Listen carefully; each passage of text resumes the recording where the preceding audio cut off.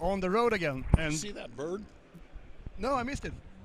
About took me out. Okay. What do you got me in this toy car for? Yeah, that's a good question. So what are you doing in this car? So I'm here with Robert Dillon, and you have been working with news in broadcast and streaming for many years, right? Correct, since about 2005 or so. Since 2005, and I think that right now we are going through some massive changes in streaming, obviously in general, but I think maybe news in particular as well, because news is today there's so many ways to get news on next to broadcast. Well, and as you and I have talked before, Johan, news, and in particular video news, has had a long head start and just kind of ignored it. So, newspapers, at least in America, Craigslist took them out quick. Radio was even quicker. TV is, and we just said it a little bit ago, broadcast is hard. Yeah. Just watching, set up the thing in the engine compartment so we're recording here was very difficult compared to hitting a play button on Winamp and streaming audio. So news has been slow to adapt because they thought they had this forever long tail to wait. So you ran into everything from people not understanding the importance to write the checks to old chief engineers who just thought it was a fad. Yeah. So it was really difficult to get buy-in from the traditional broadcast side, and then that directly affects news because they're still doing, even we're on streaming now, they're doing news like we're sending out a digital signal and not zeros and ones to a whole new audience.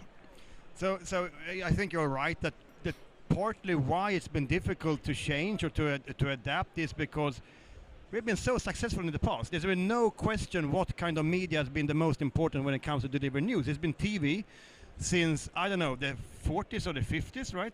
Something like that. So if you have been that successful for that many years, it takes a while before you realize that, maybe we need to find a new recipe because the one we have is a little bit dated. And there's no pride involved in that at all because, we know, like I said, we know this is difficult. We take great pride in what we do. And so we're like, well, nobody's going to catch up to us. And then the pure digital plays caught up to us. Yeah. And, so that was kind of, I still think there's some pride involved in traditional broadcasters and the fact that it shouldn't be this easy. Whereas, I work for a pure play digital now. So I'm bringing all my crusty curmudgeon traditional broadcasting with me to a pure play digital, and it's a completely different world.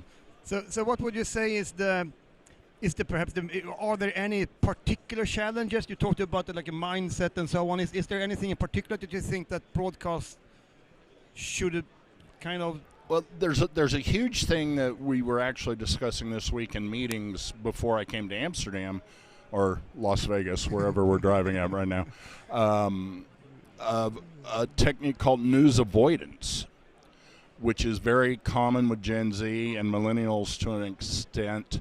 Whereas, boomers, I'm not a boomer, I'm an X, we would just sit down at 5:30 to Walter Cronkite and get our news for the day. My kids, who are both millennials, get it from social media. Yeah. So you have to, a traditional news outlet has to be good at social media now, whereas, 10 years ago, we were just doing it as promotion for tonight's Roseanne or something. I hate even saying 10 years ago that social was around, but it was. Yep. But you get with Gen Z, and then you run into a lot of the news avoidance. Yeah. It's just like, everything is bad. I don't want to hear about it. So you have to find new avenues to at least get the important stuff. The traditional local news was always, if it bleeds, it leads. And so the car crash, the multiple murders always led, and that's one of the things I love now. I'm on a platform where we don't care about that. We do deep, real news, but then still we're doing a lot of long form. We've got to get their attention. And that's something that's evolving, but we're working very hard to resolve. Yeah. Man, I have so many questions. So one, as an example, we touched upon it. So in this industry, there is this still, I think, a little bit of conflict or debate among broadcasters how to work with social media platforms. So is social media a competitor you should try to avoid, or do you think you need to work with social media and be on the social media as well? Unfortunately, even as much as I'd like to say I wish we could avoid it, we can't. If we want to get the new audience, if we want to get the news avoiders, that's the largest source of consumption. And hopefully you can grab their attention long enough that they'll download our app or, will come to our site to read the whole story. But so we have to work with it, and then you have to know which platforms are giving you the best return on investment. Yeah. We've got a tremendous TikTok presence that does very well. Our YouTube channels do really well. Meanwhile, we're still maybe trying to figure out Twitter and Facebook, which is going to be a lot of the people you talk to while you're doing this here at the show. They're going to say those are their strongest platforms. Yeah. And we're strong on them, but we're not getting the results we want out of them. Whereas TikTok we are, YouTube we are. So do you see a risk working with these social networks? Because what social networks do really, really well is filtering out what kind of news you get and so on based on your social networks and your preferences and so on. Yeah. Is there a risk that broadcast news kind of lose credibility due to this filtering or what do you think? Oh, there's definitely a risk. And anytime you take your ball and go inside someone else's walled garden, you're within their whim of what they want to present. It's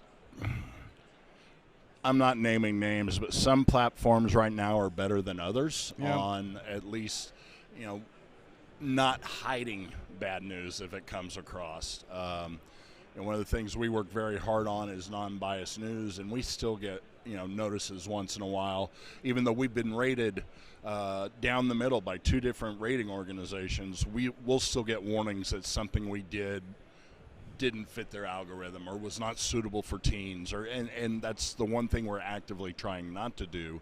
And like I said, that's the disadvantage in playing inside somebody else's playground. Yeah. But in this day and age, you have to play in their playground, so you've got to find a middle common ground, and each one may be a different common ground. Is there some broadcaster or news outlet you think are doing especially well in this new world, if you will, or everyone has a homework to do? Well, everybody's got their homework to do. One of the things, your windshield's going to take my eyes out. One of the things that you have to be concerned about is, I lost my train of thought because that bird just about took my head off. No, but we've got one platform we do extremely well on that is a very popular platform with Gen Z, and and everybody's going to know what that is.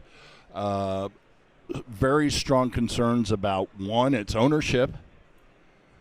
A lot of the users don't care about their privacy or who owns their data now, and be honest, all social platforms you worry about ownership of data, but this one has been in the news a lot. Yeah.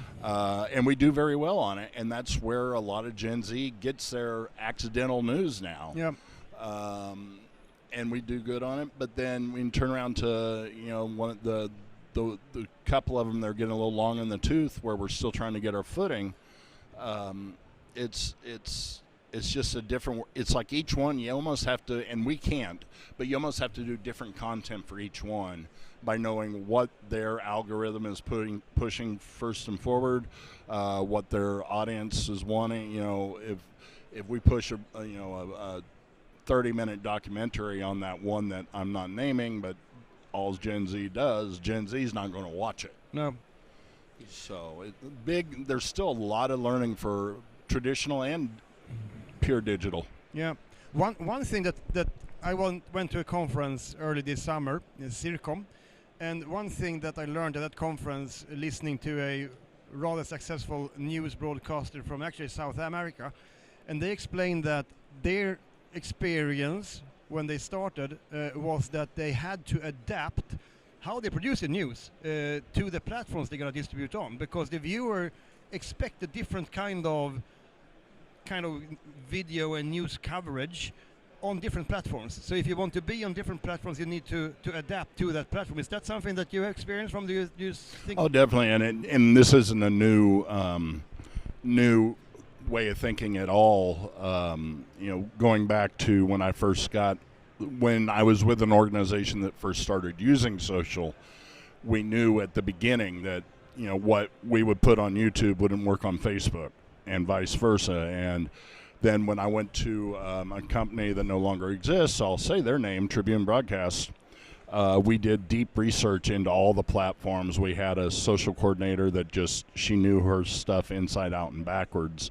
And what we would try to get our stations to do was to think before you put a Facebook post on YouTube or a YouTube post on TikTok or anything on Twitter.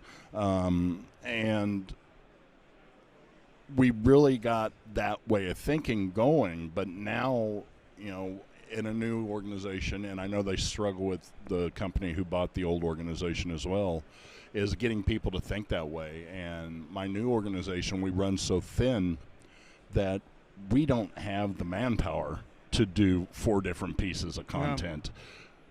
We do 2 pieces of content sometime, but then we'll have to edit that second piece even more.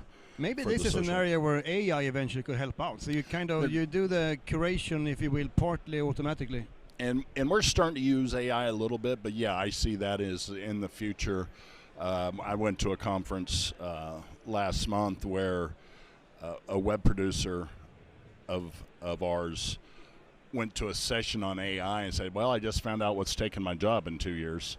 I don't think that's going to happen, but I do think a lot of this, and it plays a lot into a session I was just watching before I walked over here to talk to you, where your manifests can be customized on the fly for what you're doing, and I think there's a definite play with AI in that manifest generation. Yeah, very good. There's so much to talk about. Very nice to have you in the car. Well, thank you. Nice car, a pink one.